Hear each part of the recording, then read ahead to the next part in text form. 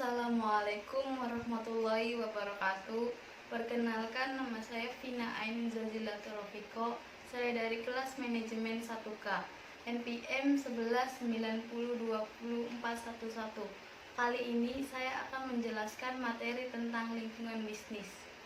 Dan dibuatnya video ini untuk memenuhi tugas mata kuliah pengantar bisnis. Langsung saja, untuk mempersingkat waktu, kita mulai ke pengertian bisnis. Pengertian bisnis.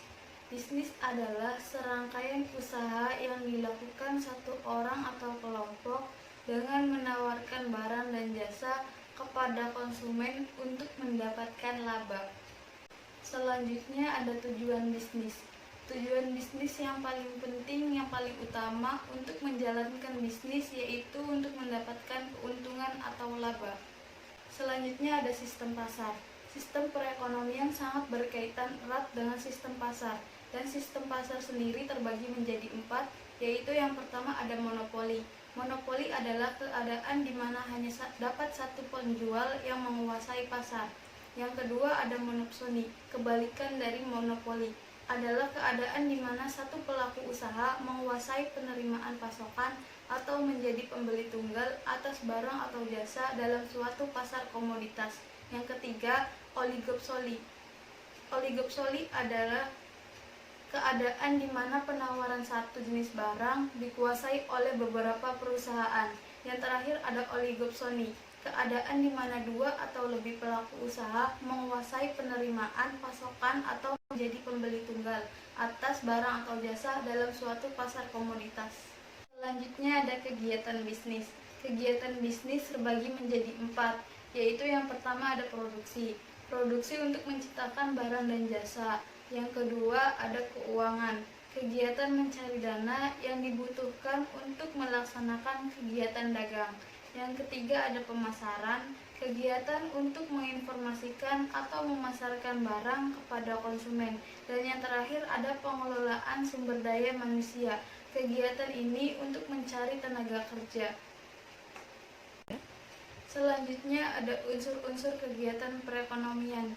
Di sini juga terdapat unsur-unsur kegiatan perekonomian, yaitu yang pertama ada manusia.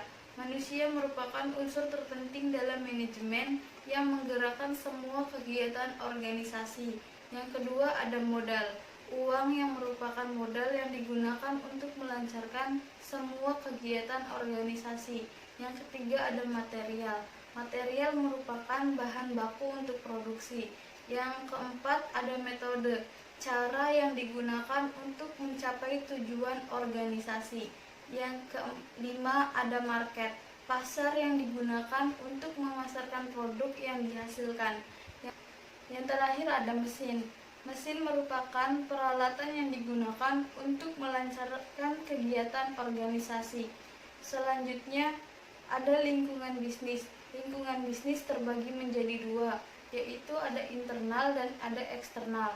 Lingkungan internal memberikan pengaruh langsung kepada bisnis, contohnya seperti pemerintah, pesaing, konsumen, dan supplier.